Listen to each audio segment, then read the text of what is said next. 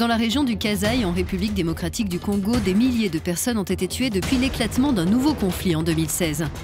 Au plus fort de la crise, on a recensé plus d'1 million de déplacés dans le Grand Kasaï, ce qui fait de la RDC le premier pays africain en termes de déplacement, avec 4 millions de personnes qui ont dû partir de chez elles.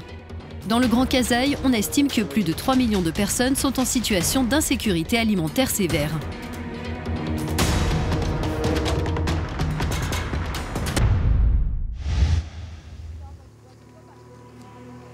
Au nord de la ville de Kananga, le pont Louloua est le seul point de passage pour les populations qui fuient les violences dans les territoires du Nord.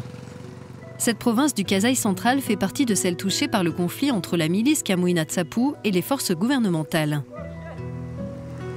Aujourd'hui, cette zone est l'une de celles où l'on est vite revenu à une situation relativement stable et où de nombreux habitants ont pu rentrer chez eux.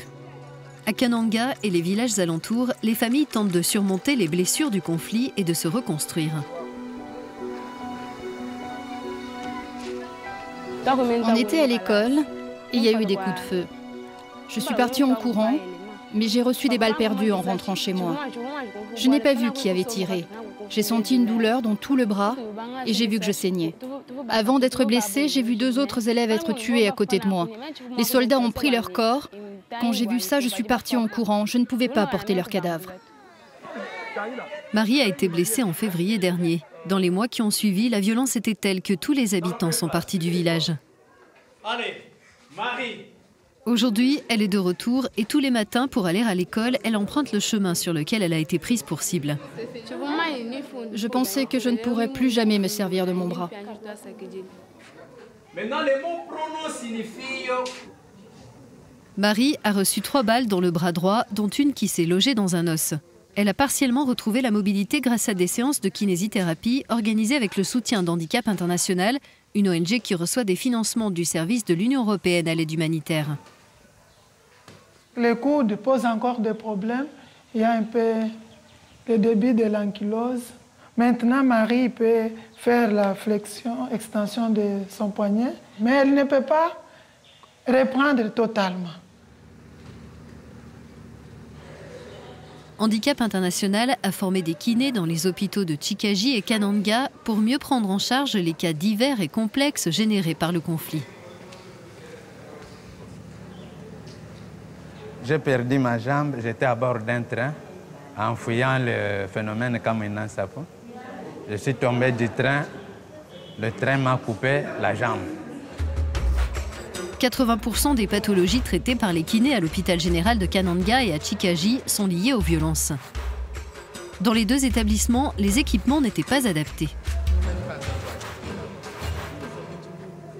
Avant la crise, il y avait déjà un kiné dans l'hôpital, mais il n'y avait pas les cas si graves. Alors pour ça, on a renforcé la salle de kiné, on a équipé avec le matériel nécessaire pour prendre en charge les cas plus sévères. Le premier jour, c'était ça. On a commencé par 5 tours, jusqu'à 10 tours, jusqu'à 30 tours. Aujourd'hui, je marche même moi-même. Je peux marcher et faire même 1 kilomètre moi-même.